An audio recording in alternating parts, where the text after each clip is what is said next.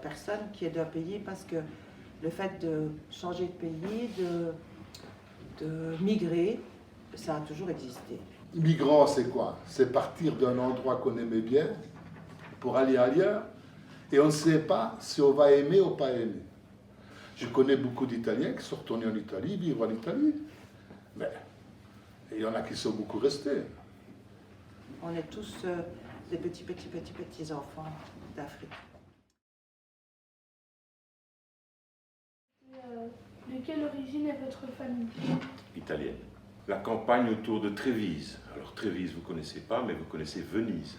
Oui. Eh ben, c'est pas loin de Venise, c'est à 30 km de Venise, mais dans la campagne. Je suis d'origine italienne. Hein. Je suis devenu belge parce que j'ai demandé une naturalisation à 33 ans pour devenir belge. Je suis carrément belge. Je n'ai pas de double nationalité.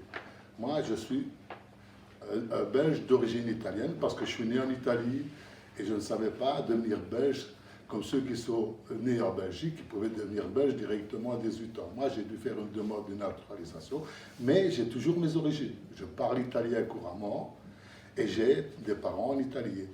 Et maman est retournée en Italie avec tous mes frères et mes sœurs qui sont nés ici en Belgique et qui sont italiens.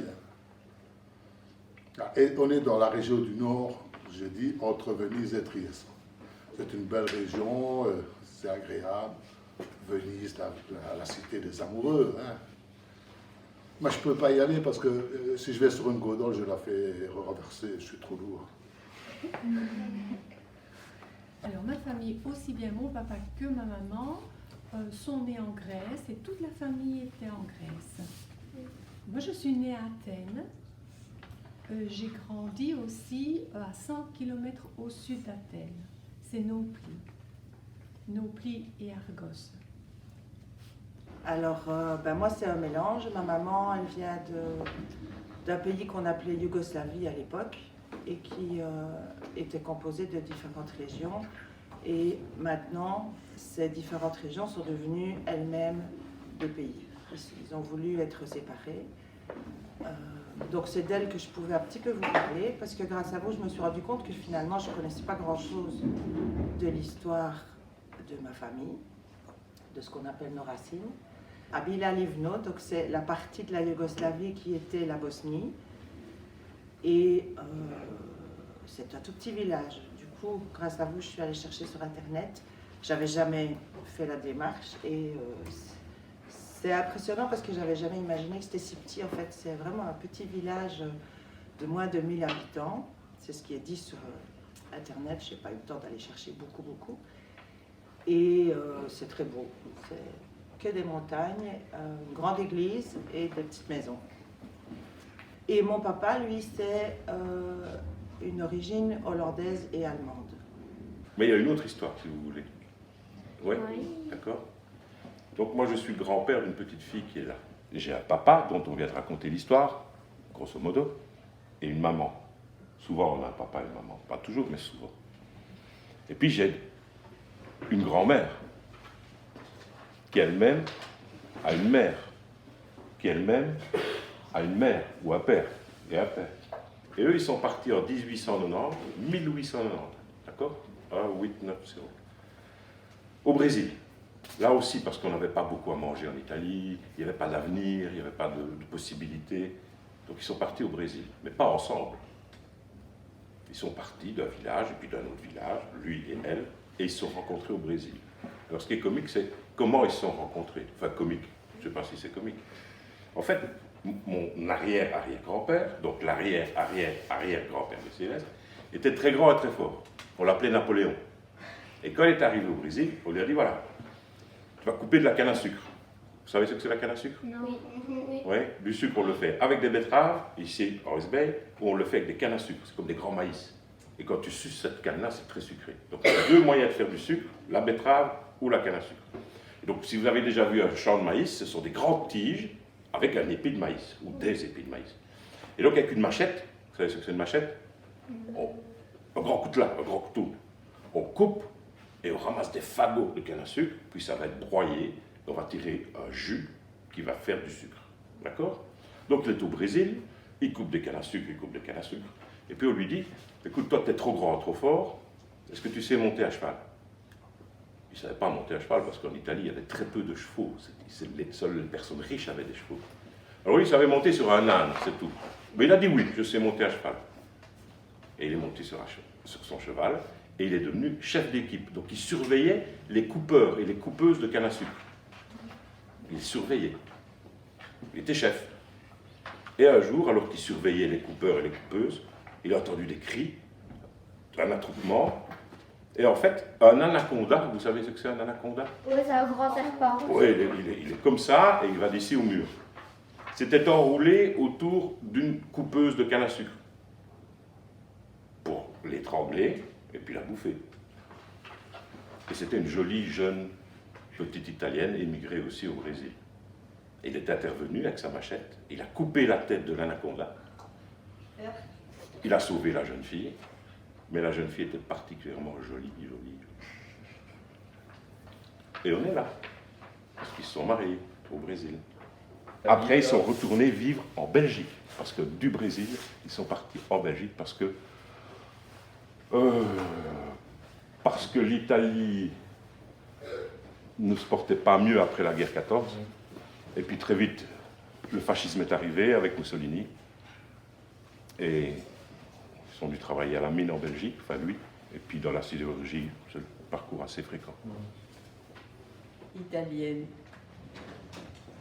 Les deux, mes deux parents, mes grands-parents, mes arrière-grands-parents. Peut-être que plus loin, je ne sais pas. Pas d'où, c'est dans le nord de l'Italie, c'est à peu près à une trentaine de kilomètres au sud-ouest de Venise. À peu près. Et dans un petit patelin qui s'appelle Arqua Petrarca, où le poète Pétrarque, que vous n'en avez jamais entendu parler, est mort. Voilà, un très joli petit village médiéval. À quel âge êtes-vous parti? Je ne suis pas parti. Moi, je suis né ici. C'est mon papa qui est parti. Et il est parti à l'âge de 21 ans, en 1948. J'avais 2 ans. Donc papa était parti 1 an avant moi.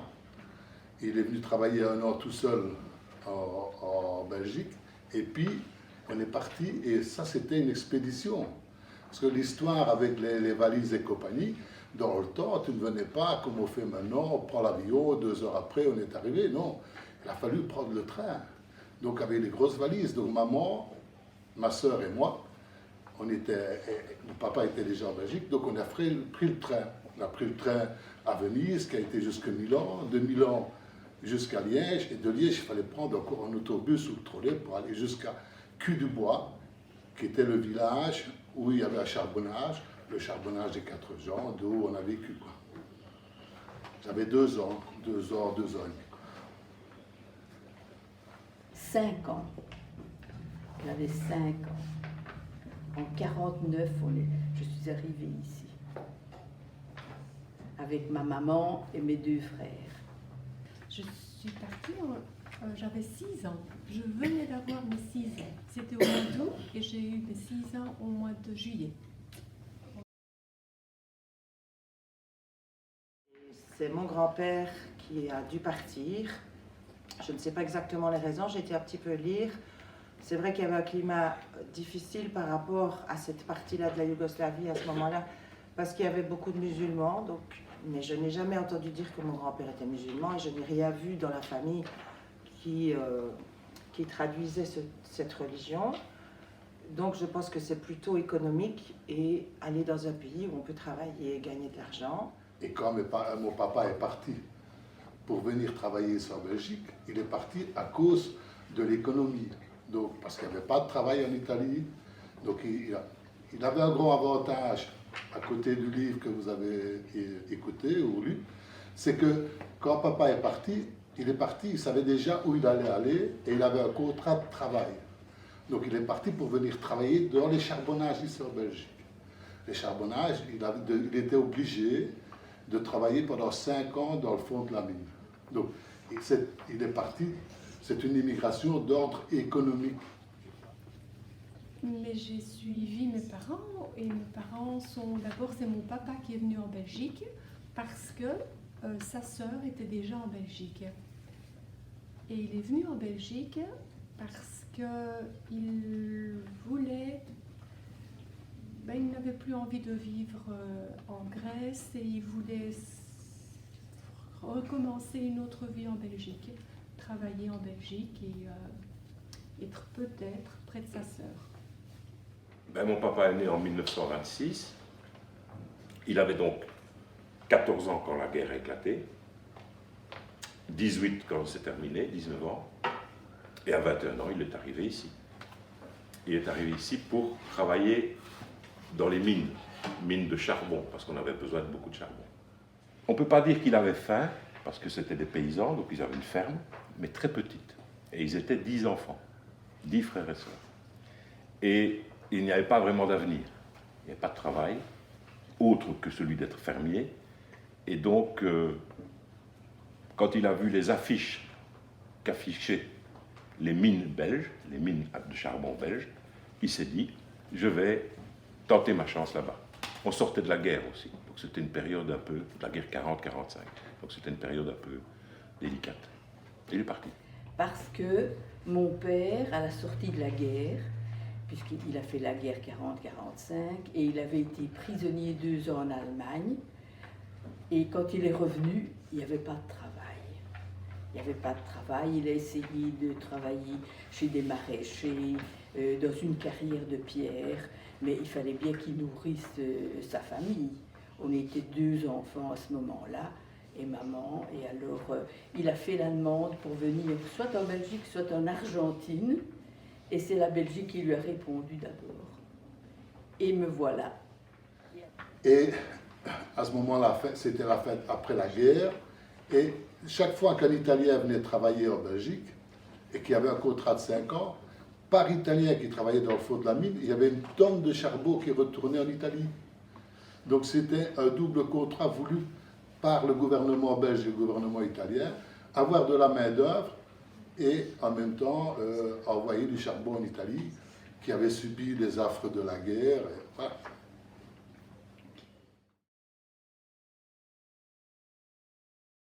Mon papa a voyagé avec un copain. Et en fait, il est venu avec un copain une première fois. Il a travaillé 1 an, et puis il n'aimait pas du tout ce travail, il n'aimait pas du tout d'être en Belgique. Il est retourné en Italie. Mais 6 mois après, un autre copain lui a dit, viens, on y va, on gagne quand même bien de l'argent. Et il est reparti. Et puis il n'est jamais pu rentrer en Italie. En 1937, ma maman est venue avec ma grand-mère et déjà 3 frères et sœurs. Et je vous ai pris la photo qui avait été faite de la petite photo du passeport de ma grand-mère, sur laquelle on mettait les enfants qui l'accompagnaient. Donc chaque enfant à ce moment-là n'avait pas un passeport ou une carte d'identité. C'était avec la maman. Et ça, je trouvais chouette de vous la montrer. Ma maman, elle est là. Donc elle avait 6 ans. Avec ma maman et mes 2 frères, dans un train d'émigrés. C'était un train où justement on emmenait en Belgique des familles dont les papas étaient déjà ici. Parce que mon père est arrivé 1 an avant, le temps de travailler, d'amasser un petit peu d'argent, et puis alors il avait loué une maison, il avait meublé, et il nous attendait. Alors, j'ai voyagé avec ma maman et mon frère. J'ai 2 frères, j'en ai un qui est né en Grèce et un qui est né ici en Belgique. Donc, comme j'avais 6 ans, mon frère, il avait 5 ans et demi. C'est d'abord mon père qui est venu en Belgique tout seul, retrouver sa sœur. Et puis, plusieurs mois après, mais je ne sais pas vous dire combien de mois, peut-être 8, 9, 10, c'est ma maman qui est venue le rejoindre ici. Donc, j'ai fait le voyage avec ma maman et mon frère en train. D'après ce que ma maman m'a dit, ça a duré 3 jours. Parce que à ce moment-là, il y a 54 ans d'ici, j'ai 60 ans. Donc, je suis venue à l'âge de 6 ans. Il y a 54 ans d'ici, en Grèce, les trains n'étaient pas très rapide, disons ça comme ça, et puis il fallait peu... Je ne sais pas si on a dû changer de train, mais je sais que j'ai un souvenir de petite fille qu'on s'arrêtait quand même de temps en temps. Et j'imagine qu'on a dû dormir aussi dans le train. J'ai le souvenir, une fois on s'est arrêté quelque part, et j'ai le souvenir d'avoir mangé des tartines, de très bonnes tartines, c'était du pain avec du fromage. C'est le seul souvenir qu'il me reste de ce voyage pour venir jusqu'en Belgique. C'est encore moi.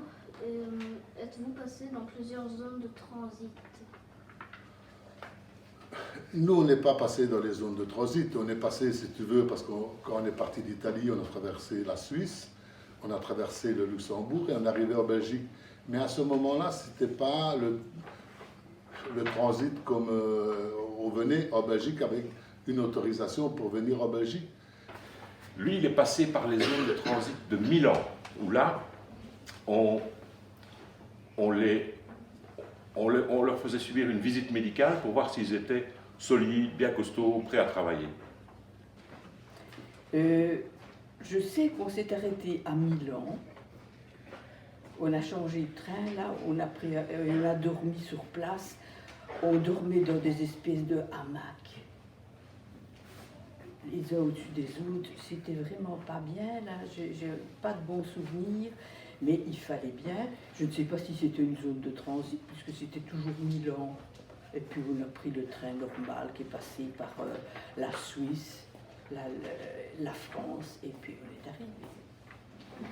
Je pense que ma grand-mère et mon grand-père n'ont pas vécu ça, puisque s'il y avait un passeport, ça veut dire que les choses étaient officielles. Moi, vous savez que j'ai déjà hébergé des migrants via la plateforme, certains le savent. Donc la plateforme, c'est un groupe de personnes, de citoyens, qui se sont organisés pour aider les migrants de maintenant. Et ces migrants-là n'ont pas toujours un statut, n'ont pas toujours un passeport, et ils ont un parcours difficile. Donc eux, oui, eux là maintenant, ils sont effectivement mis dans des camps, dans des zones où ils ne savent pas trop bien ce qu'on va faire d'eux, ce qu'on va leur permettre ou pas, parce que ils n'ont pas de papier. Ben, mes grands-parents, en fait. Mes grands-parents, la famille. Mais comme j'avais 5 ans, disons que l'essentiel pour moi, c'était d'être avec mes parents et mes frères. Alors, je ne peux pas dire que ça m'est manqué. Je ne peux pas dire. Ben, les proches, il les a perdus en émigrant. C'est un peu comme quand vous déménagez. Qui a déjà... Enfin, on en discutera après si vous voulez, mais même un déménagement d'une ville à une autre, en Belgique, c'est pas facile. Alors oui, il a perdu le contact avec ses frères et sœurs, il en avait 9, le contact avec ses parents. Ça, c'est une perte. Moi, ici, j'ai perdu, mais c'est les aléas de la vie. J'ai perdu 2 sœurs et un frère. J'ai ma sœur qui a pris feu à côté de moi avec une boîte d'allumettes à l'âge de 5 ans. Donc l'existence, elle est toujours pénible. Mais ce n'était que des accidents, ça, c'est pas une perte. On vivait bien, on était bien en Belgique, on est retombé dans les bonnes maisons, on vivait, papa travaillait, la vie économique tournait, arrivait, c'était magnifique, ça allait bien. C'est les aléas de la vie, quoi. Comme quoi tu peux perdre des parents, des papas, des mamans. Et moi, j'ai eu le malheur de perdre... Je suis l'aîné d'une famille, on aurait dû être 8. Tu vois, c'était une grande famille quand même. Hein. Les Italiens, ils étaient productifs à ce moment-là. Hein. Ben, papa, il est mort de la maladie du mineur, de la maladie du charbon. Quoi. Donc, il avait les poumons remplis de charbon parce que... voilà. Pour vous dire, quand moi j'ai été travailler, là, j'avais un masque anti-poussière. Et en plus du masque anti-poussière, je prenais le foulard, je mettais devant ma bouche et je mettais le masque. Papa, après 1 heure, travaillait sans masque parce qu'il devait respirer. La poussière était tellement importante qu'avec une lampe de mineur, vous avez déjà vu des photos dans les spéléos, là, ils ont des lampes de mineur, ça éclaire très loin. Mais à 3 mètres, on ne voyait pas la lampe de l'autre, tellement qu'il y avait de la poussière. Et puis le danger. Ben, j'ai quitté en tout cas mon pays de naissance. c'est quand même aussi une perte. J'ai quitté ce que je connaissais, j'imagine que j'avais des petites amies, je ne suis pas allée à l'école en Grèce, je ne suis jamais allée à l'école maternelle. Mais j'imagine que j'avais peut-être quelques copines, ou en tout cas une grand-mère là-bas. Voilà, ça on peut dire oui que c'est une perte, mais il n'y a pas eu de mort. C'était pas la guerre, c'était pas... Voilà. Ben, ils ont laissé leur famille là-bas. Donc, ils sont partis, même si c'est l'un après l'autre, en couple. Mais j'imagine que là-bas, il y avait toujours des oncles, des tantes, un papa, une maman, enfin, 2 papas, 2 mamans. Donc, c'est vraiment un choix difficile parce que c'est toujours le cas des migrants maintenant. Si je fais des petits liens, ils partent, ils laissent tout. Ils laissent toute leur famille. Ils laissent, oui, leurs biens quand ils en ont. Ils n'en ont pas toujours.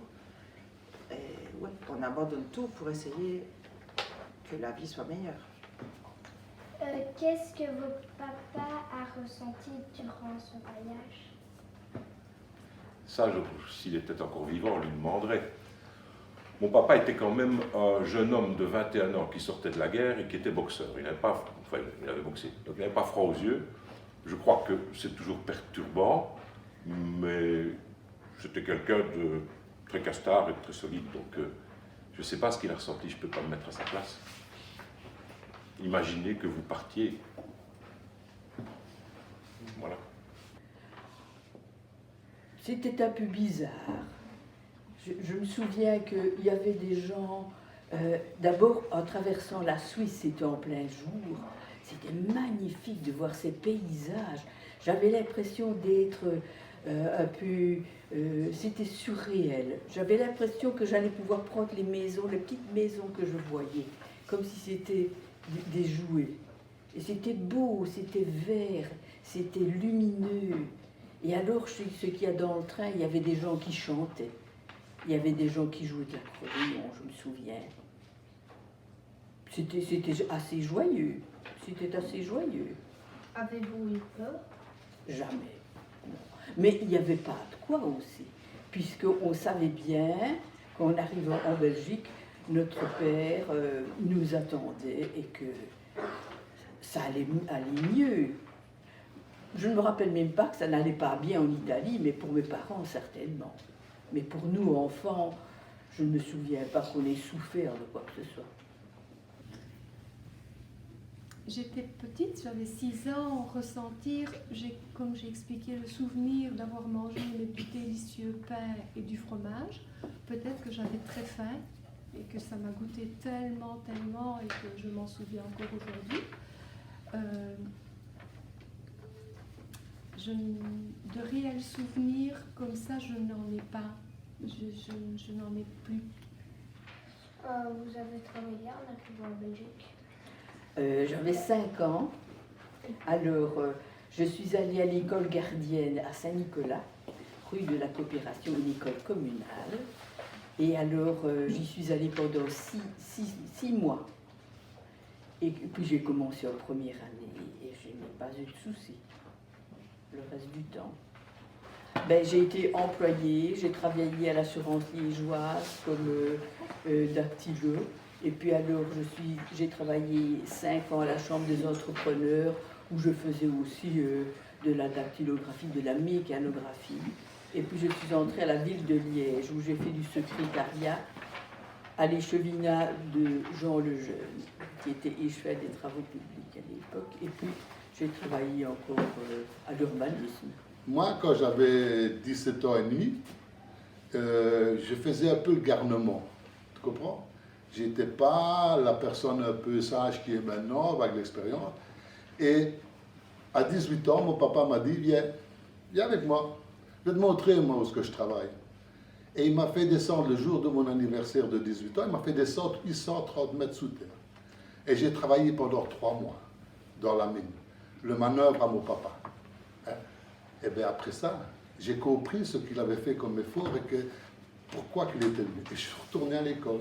Et si j'ai pu avoir un diplôme, un métier et une réussite dans ma carrière, je la dois à mon papa, qui a eu le courage, parce qu'il s'était fait engueuler par ses amis, en disant « Tu amènes ton fils dans le fond de la mine, Parce qu'il faut savoir ce que c'est le fond de la mine. Mais quand les mineurs remontaient de la surface, moi, la première fois que j'ai dû passer la visite, aller voir le médecin, j'ai vu un homme tout noir arriver. Quand je dis tout noir, c'est pas noir de couleur, hein. C'est noir rempli de charbon. On ne voyait que les yeux. Je n'ai même pas reconnu mon papa. Et il est arrivé à 1 mètre de moi et il m'a dit, quoi, tu ne dis pas bonjour à ton père? Je n'avais pas reconnu tellement qu'il était rempli de poussière. Et puis moi j'ai eu le bonheur de faire toute ma carrière dans une grande sidérurgie. J'ai commencé dans l'Espérance Lodo, puis ça s'est passé Coquelichamp, ça a passé Usinor, ça a passé à la fin Mittal. Et j'ai commencé en 1970 à Chertal et j'ai sorti en 2010. Donc, qu'est-ce qui va encore dire qu'on va pouvoir faire 40 ans dans une société maintenant comme on a fait? J'étais chauffagiste frigoriste, j'étais responsable à Coqueril de tout ce qui était l'air conditionné et les chaudières. Les chaudières du chauffage pour tout le monde, mais aussi les chaudières pour la fabrication, chaudières vapeur. Et puis, je gérais aussi ce qu'on appelle les gaz dangereux, qui étaient l'oxygène à haute pression, le gaz naturel à haute pression, l'azote. C'était mon travail. Ça. Mon papa a trouvé du travail. Il travaillait dans une grosse usine à Coqueril. Et ma maman, non, n'a pas trouvé du travail. Elle ne savait pas du tout parler français. Non, elle n'a pas trouvé du travail. Mais voilà, ce que je peux vous dire, c'est que comme je suis arrivée en Belgique, j'avais 6 ans, je n'avais jamais été à l'école de ma vie. Une école, je ne savais pas ce que c'était l'école. Qu'il fallait s'asseoir, écouter, ou c'était dans une classe. Quand on ne connaît pas l'école paternelle. Et donc, je suis venue ici, et ici en Belgique, mon papa a retrouvé sa sœur, et sa sœur avait déjà 3 enfants, 2 grands garçons et une fille. Et la fille, elle a toujours le même âge que moi, et le même prénom, c'est ma cousine. Et donc, elle est née ici en Belgique, elle avait été à l'école, elle savait parler le français. Moi, je ne savais pas parler du tout, aucun mot. Est-ce que votre papa a travaillé en arrivant en Belgique? Tout de suite, c'était dans le contrat. On signait un contrat disant, vous arrivez en Belgique et vous travaillez à tel endroit. Tout ça était préétabli. Son histoire, c'est qu'après, il n'a plus été mineur, il a travaillé dans la sidérurgie. Et donc, il faisait de l'acier dans les grandes usines comme Coqueril, si ça vous dit quelque chose. Très vite, parce qu'il a été pris dans un éboulement. Donc, travailler dans la mine, ça veut dire travailler à 600 ou 800 mètres sous terre. Pris dans des petits boyaux, comme ça, on crape le charbon. Et puis, ça s'est écroulé, et il a eu peur. Parce que c'était un paysan, c'était un homme de la campagne, donc il aimait bien l'air frais, l'air libre. Et donc, très vite, il se reconvertit et il est allé travailler à l'usine, à l'air libre. Pas toujours ça, l'air libre de l'usine, mais à l'air. Mon grand-père, il a travaillé, ils habitaient à Grasse-Sologne, et il a travaillé dans une usine, en lien avec la mine, je pense.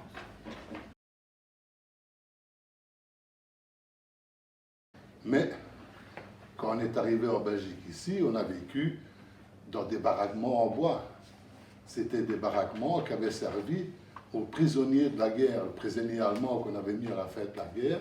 Et on a vécu pendant un certain temps dans des baraquements en bois avec le temps comme il était, un foyer à charbon, 3 petites pièces. Mais ce qui était important, c'est qu'on vivait heureux et en famille. Et c'était la chaleur familiale qui était importante. Ça, c'est le plus important dans la vie. C'est toujours être heureux dans une famille. Tu subis et tu supportes tous les aléas de la vie. Tu me dis, je prends ma douche, j'ai l'eau. Quand je suis arrivé en Belgique et qu'on était dans nos baraquements en bois, comment qu'on se lavait? C'était dans une tine. Il n'y avait pas de douche, il n'y avait pas rien. Donc, on se lavait dans une tine où les parents avaient chauffé de l'eau sur le feu pour se laver dans la tine. Tandis que maintenant, vous êtes heureux, vous avez des douches, des salles de bain. De notre temps, il n'y avait pas toutes ces... Ça s'appelle des commodités, ça. Les WC, chez moi, mon WC, il était dans le fond du jardin. C'était pas un WC, c'était ce qu'on appelait un cabinet d'aisance. Donc c'était une planche avec un trou et en dessous il y avait une fosse septique. Et il fallait, papa la vider chaque année, ça faisait de l'engrais pour le jardin. Ouais. Oh, je me souviens de Saint-Nicolas aussi. En Grèce, il n'y a pas Saint-Nicolas. Ça n'existe pas. C'est pas une fête. Et Saint-Nicolas, pour moi, c'était ici en Belgique. Oh, c'était magique.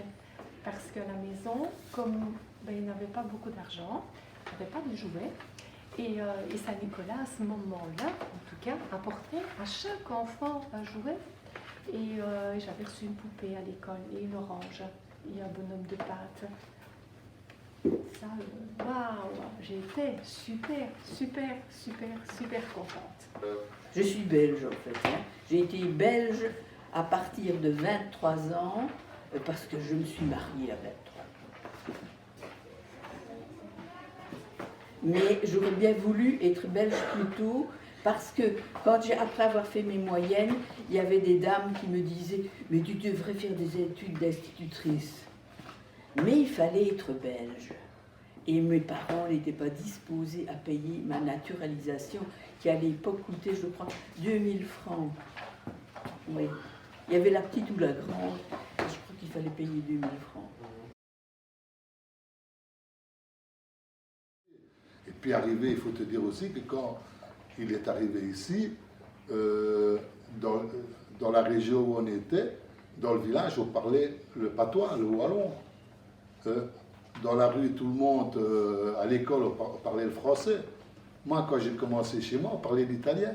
Je parlais l'italien. Maman ne savait pas m'expliquer. C'est quand j'ai dû aller à l'école à l'âge de 5 ou 6 ans. Maman n'aurait pas su me donner un coup de main pour, dans les corrections au niveau français, tu comprends? Donc c'était des difficultés. C'est là que ça devient un peu compliqué. Quand il est arrivé, il devait arriver à Carleroy. Alors, qu'est-ce que c'est Carleroy? Si vous regardez, si vous réfléchissez bien à l'orthographe de Charleroi, prononcé à l'italienne, CH ça donne K, et Roi ça donne Roy. Donc il cherchait Carleroy. Et quand il demandait, on ne trouvait pas. Parce que Charleroi, ça ne ressemble pas à Carleroy. Donc il y avait ce problème de la langue. Et donc on est arrivé au mois d'août, au mois de septembre, c'est la rentrée des classes. Donc je suis allée à l'école avec ma cousine. Mais je ne savais même pas dire bonjour. Donc c'est ma cousine qui me disait à chaque fois, puisque elle avait appris par sa maman et son papa à parler le grec, qui me disait ce qu'il fallait faire. Et je me souviens qu'à ce moment-là, ce n'était pas des écoles comme votre école, mais j'étais dans le fond de la classe, parce que je ne pouvais pas participer, puisque je ne savais pas parler. Et donc souvent je me suis dit, oh pauvre cousine, parce qu'elle devait être à côté de moi, elle a dû être aussi dans le fond de la classe. Mais ce n'était pas de ma faute. Je m'entendais bien avec ma cousine, mais je ne disais rien, j'écoutais bien, parce que je ne comprenais rien, mais je restais sur mon banc, sur ma chaise, et alors elle me disait, maintenant il faut sortir, c'est la récréation. Alors je me levais, je sortais, et puis après, maintenant on écoute. J'écoutais. Et donc ça s'est passé comme ça pendant très longtemps pour moi. Et puis petit à petit, j'ai appris à parler à l'école, un petit peu. Je n'ai pas réussi ma première année parce que je ne savais pas écrire, je ne savais pas compter. L'institutrice, c'était une institutrice, elle ne savait pas parler la langue que je parlais, le grec, donc elle ne savait pas m'apprendre à compter jusque 10. Et donc j'ai eu 7 ans, et je ne savais pas encore compter jusque 10. Ma maman ne savait pas parler français du tout. Elle ne savait pas aller au magasin toute seule faire les courses. Il y avait des grands magasins, mais c'était beaucoup plus, à ce moment-là, il y a 54 ans, des petites épiceries. Et alors, elle m'envoyait au magasin, parce que moi, je commençais à parler un tout petit peu français. Et je me souviens très bien, elle m'envoyait souvent chercher le pain à la boulangerie, parce qu'elle ne savait pas. Mais moi, j'étais petite, et ça m'embêtait d'aller chercher du pain, parce que j'étais toute seule petite, enfin, j'avais 6 ans et demi, 7 ans, mais c'était tout le temps des grandes personnes qui étaient... Pour moi, au magasin, il n'y avait que des grandes personnes qui allaient faire des courses, et j'étais la seule aller chercher du pain. Voilà, mais j'avais pas le choix, il fallait que j'y aille. Est-ce que en arrivant en primaire, vous saviez déjà parler français? Oui, les 6 mois d'école gardienne m'avaient bien appris.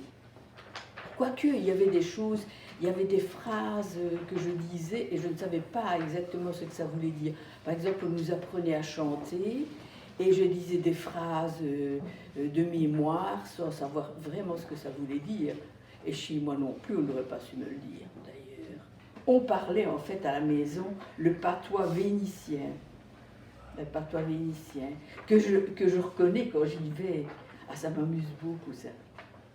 Juste petite anecdote, donc j'avais 5 ans, et en grande gardienne, puisque j'ai fait 6 mois en grande gardienne, à la fin de l'année, je chantais la petite diligence sur scène. Et alors, je chantais toute seule la petite diligence, et là aussi, il y avait certainement des tas de choses que je disais et que je ne comprenais pas, que j'annonnais. C'était peut-être ça, en fait, le fait qu'on m'avait mis sur scène. Je ne sais pas.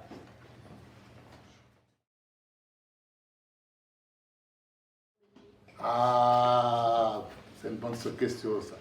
Mais l'amour, voilà. J'ai rencontré une madame qui était belge et je suis tombé amoureux. Ça, et puis après, j'ai rencontré une deuxième madame, parce que c'est une première séparation, qui est la grand-mère de Jules. Et je suis là. Et je suis heureux d'être en Belgique, parce que moi, j'ai une belle famille. J'ai des beaux petits-enfants, des gentils petits-enfants. Je suis très heureux de rester ici. Ça, c'est l'amour de la Belgique. Et puis, il faut te dire aussi que, comme moi, j'avais 2 ans quand je suis arrivé en Belgique. Toutes mes amitiés, toute ma jeunesse est passée en Belgique. Et souvent, ceux qui immigrent, qui viennent de l'étranger, qui viennent quand ils ont 20 ans ou un peu plus, ils se rappellent qu'une chose, c'est la jeunesse. Qu'est-ce que tu as passé, où tu as passé avec tous tes amis, où as-tu joué? Moi, ma jeunesse, elle est en Belgique, tu comprends? Donc, tous mes amis, toutes mes amitiés, j'ai fait du sport, j'ai joué au rugby pour l'équipe nationale belge. Donc, toute ma jeunesse, elle est ici en Belgique, quoi. Voilà pourquoi je suis resté. Parce que je me sens belge avec des origines italiennes. C'est-à-dire que ça te plaisait. Mais surtout, il avait rencontré ma maman, qui elle était née ici. Êtes-vous Et passé attends, et je termine. Et donc, à partir du moment où ils se sont mariés et qu'ils ont fait des enfants, le retour n'était plus possible. Quand on est arrivé dans un village comme Cul-du-Bois, qui était un petit village de choses, moi j'ai été à l'école comme vous, ben, à l'école, on me traitait de comment? On m'appelait le macaroni. Hein. Et moi j'appelais les Belges les patates pourries. Hein. Vous comprenez bien, je ne se laissais pas faire. Hein. Et puis, on a été ensemble, on s'est connus, on s'est parlé. Parce que parler, se comprendre, c'est fort important. Quand on reste avec des langues différentes et qu'on n'arrive pas à communiquer, on a toujours de la discorde. Tandis que se faire comprendre, ça veut dire qu'on communique et on peut avoir les belles choses. Pour évoluer dans la vie, il faut pouvoir communiquer à plusieurs, quoi. C'est ça pour important. L'école, par exemple, c'est un endroit où on communique, où il y a les instituteurs, les professeurs qui vous apprennent des choses, mais vous apprenez des choses aussi à vos instituteurs. Hein. Il ne faut pas croire. Il n'y a pas que des Italiens, il y a des Marocains, il y a des Tunisiens, beaucoup de Marocains en Belgique, comme les Italiens. Ils vivent aussi. Hein. Le seul avantage que nous avons, nous, Italiens, quand on est arrivé ici en Belgique, c'est qu'on avait au départ une même philosophie. J'appelle une philosophie parce que moi, maintenant, je suis athée, la même religion, d'origine catholique. Ça aide beaucoup parce que ça ne fait pas des séparations. Je n'ai jamais été harcelée, par exemple. Alors, c'est vrai que dans la classe, à ce moment-là, à l'école, il y avait très peu d'émigrés. Dans ma classe, il y avait que moins d'Italiennes, par exemple.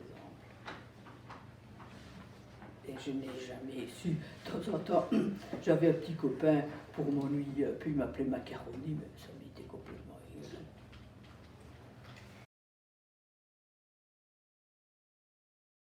Donc en fait, pour le moment, il y a beaucoup de pays, spécifiquement en Afrique, dont beaucoup de personnes essaient de partir pour venir vers l'Europe notamment, pour trouver un travail, avoir une vie meilleure, mais surtout avec ce qu'ils pourront gagner comme salaire, aider leur famille en Afrique. Donc il y a vraiment un énorme mouvement. Ça, c'est une des raisons, la pauvreté. Mais il y a aussi des pays où il y a la guerre. Il y a des pays où le réchauffement climatique commence à se faire sentir. Il y a des pays aussi, comme en Érythrée, où les garçons sont obligés de faire un service militaire, donc de devenir des militaires à partir de 14 ans. Et ils ne savent pas quand ça s'arrêtera, c'est parfois pour des années, et ils ne sont pas payés. Donc c'est vraiment de l'esclavage. Donc ça, c'est une des raisons les plus tragiques qui arrivent pour le moment. Et donc ces jeunes traversent beaucoup de pays d'Afrique dans lesquels ils ne sont pas toujours bien traités, dans lesquels ils doivent payer pour pouvoir passer. Donc tout ça, c'est pas des systèmes, ce ne sont pas des circuits officiels. Ce sont des circuits un peu mafieux, comme on dit, un peu bandits. Je ne trouve pas d'autres termes pour le dire. Donc, parfois, pour pouvoir passer, s'ils n'ont pas d'argent, ils sont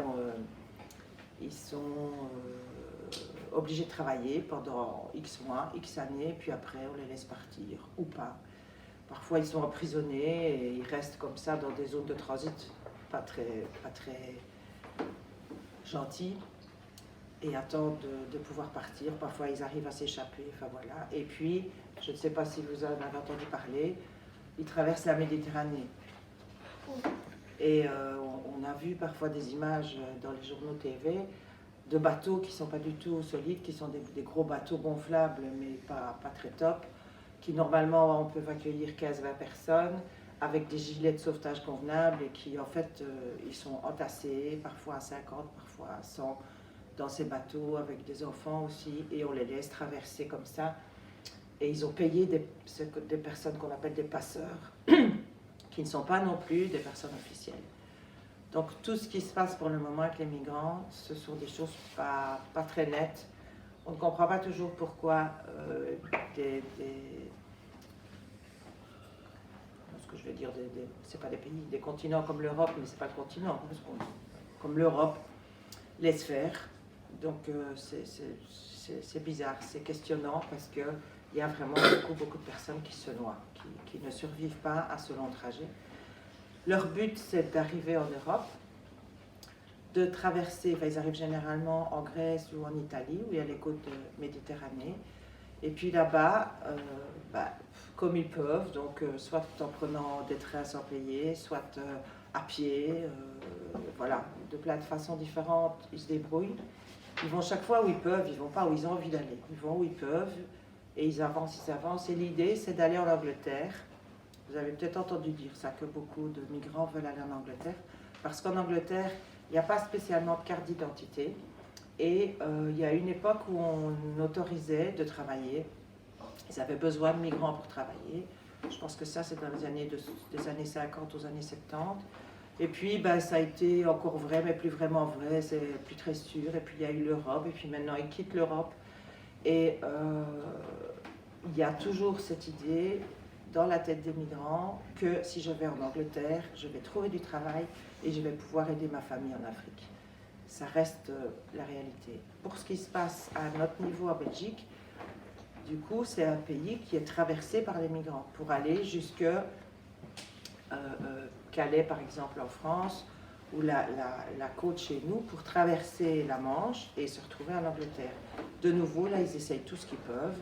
Il y en a même déjà qui ont essayé avec des petits canaux de passer la Manche pour aller jusqu'à l'Angleterre, ce qui est hyper dangereux parce qu'il y a beaucoup de courants contraires dans la Manche, puisque c'est fermé, et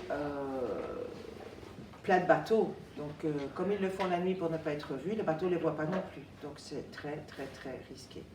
Voilà. Donc, c'est vraiment toujours au prix de leur vie, au prix de gros risques qu'ils essayent d'aller en Angleterre pour trouver du travail. Et nous, en Belgique, on est beaucoup de citoyens à essayer de les aider sans juger que c'est bien ou pas bien ce qu'ils font, mais simplement parce que souvent ils se retrouvent dehors. Donc il y a des tas d'institutions qui se sont développées, qui ont des statuts officiels, comme des institutions de médecins du monde, qui peuvent les recevoir et voir s'ils ont besoin de soins, leur donner des médicaments, etc. Mais ils sont aussi nourris, logés chez les citoyens, chez toi, chez moi, chez nous. Et ça, c'est un droit qu'on a en Belgique, de donner, de protéger les personnes en leur proposant un logement, les héberger un temps et en les nourrissant.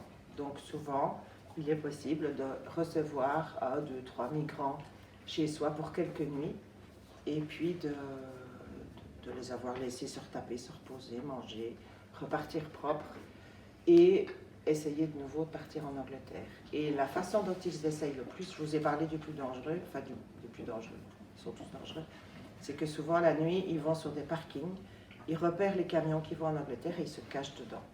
Enfin, ils essayent de se cacher dedans. Voilà, pour arriver en Angleterre. Donc c'est tout le temps illégal, entre guillemets, mais en même temps c'est compréhensible, vu que dans leur pays, c'est vraiment pas facile. Voilà, mais donc si vous voulez héberger des migrants, ils sont tout mamés, tout gentils. Vous en parlez à vos parents. Voilà.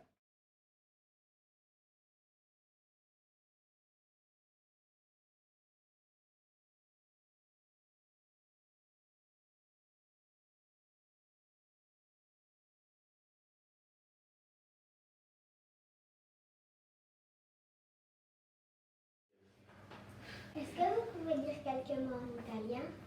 Sì, posso parlare italiano, perché parla italiano e italiana è... Buongiorno a tutti, Giorni, come va? vado bene, e lei? Ti chiami come? Kalimera, pospate. Εγώ με λένε Αναστασία και είμαι πολύ ευχαριστημένη που είμαι εδώ στο σχολείο σας και είσαστε όλοι εδώ και με ευχαριστεί πολύ που αυτό που μπορώ να σας πω. Sicuro che so parlare ancora l'italiano, ma italiano elementare. Moi, j'ai regardé aussi, j'ai fait une petite recherche ce matin, parce que et je voulais savoir comment on appelle des papis ou des mamies dans les autres langues. Est-ce que vous savez? Moi, j'ai trouvé, par exemple, en Angleterre, par exemple, on dit grand-pa. En Espagne, abuelo. En Italie, souvent, c'est nono et nonna. En Pologne, c'est djadja. Hein? En Croatie, c'est deda. En Allemagne et chez nos amis néerlandais, c'est hopa. Chez les Chinois, yeye. En Russie, c'est deduska. Et chez les Arabes, mais je ne sais pas si je le dis juste, c'est jaid. C'est juste, c'est Jid, jaid, je ne sais pas la prononciation.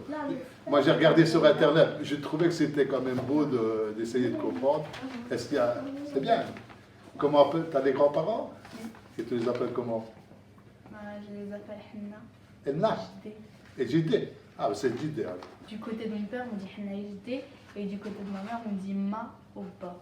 Ah, c'est bien ça.